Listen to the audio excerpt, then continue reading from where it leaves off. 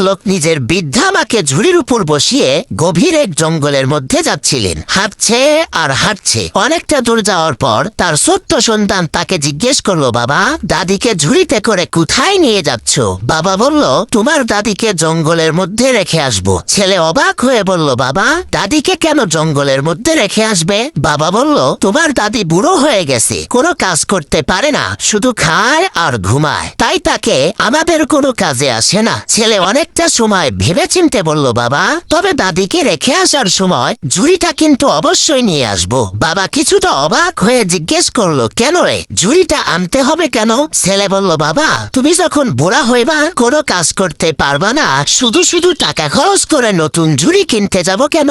এই ঝুড়িতে করেই তোমাকে জঙ্গলের মধ্যে রেখে যাব। ছেলের কথায় বাবার বুকের ভেতরটা চমকে উঠলো এবং মনে মনে ভাবতে লাগলো, আমি যখন ছোট ছিলাম এই বাবা মাই অনেক যত্নে আমাকে বড় করেছে। লোকটি তখন নিজের ভুল বুঝতে পেরে বৃদ্ধা মাকে বাড়িতে নিয়ে আসলো।